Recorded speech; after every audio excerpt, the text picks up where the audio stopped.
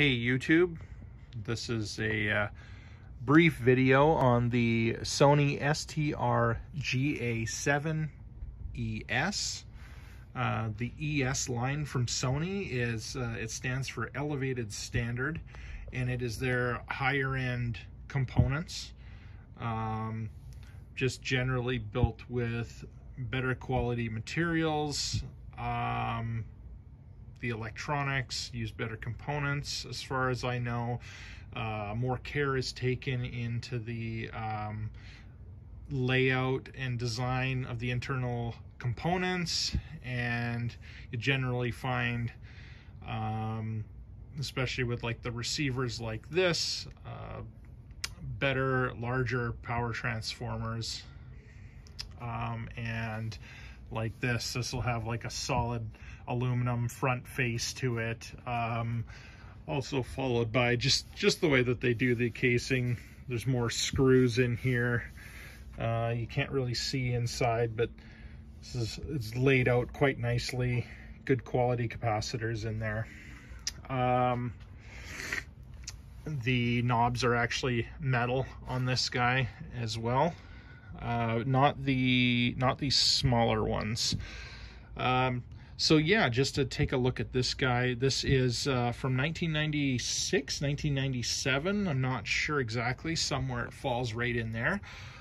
This sort of, it's not that it sort of predates Dolby Digital and DTS. It was right around that time, but this receiver does not support that. This receiver supports Pro Logic and Dolby Surround. However, it does have discrete 5.1 input.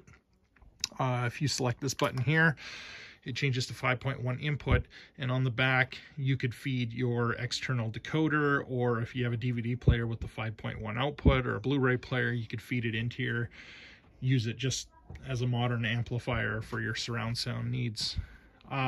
This has an outrageous amount of sound effect fields, you know, concert hall, jazz, arena, all that kind of stuff that I never use. A great thing that this has is it's got a direct mode.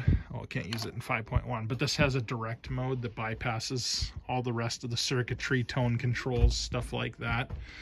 So you can just have straight audio and use this as just a stereo component.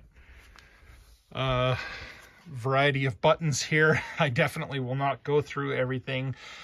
This guy supports phono. It's got a built-in phono stage, tape, so you could do tape recording, monitoring, all that kind of jazz. Speaker impedance between 4 and 16 ohms is accepted by this. Let's just take a look around the back here.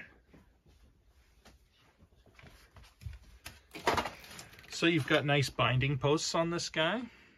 You're able to plug your banana plugs right in to all of them. Oh, and I should mention that this particular unit is 90 watts per channel for the front and for the center, and I believe it is 40 watts per channel for the rear.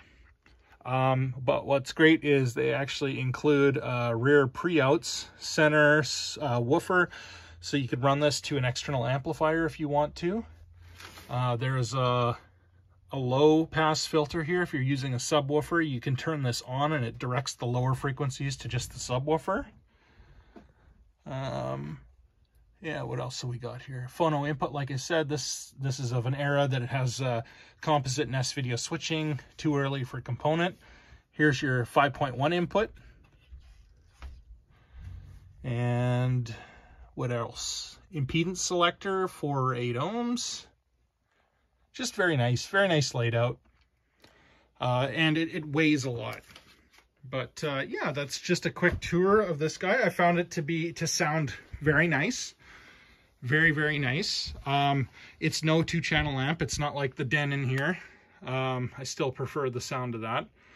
Oh yeah, it has it actually has a bass boost mode, so it doesn't have a loudness, but sort of boosts those low frequencies, so at low listening levels you kind of get that same kind of thing that you get with the loudness as well. So if you come across this at a reasonable price, I believe that it was sold around $500 at the time when it came out.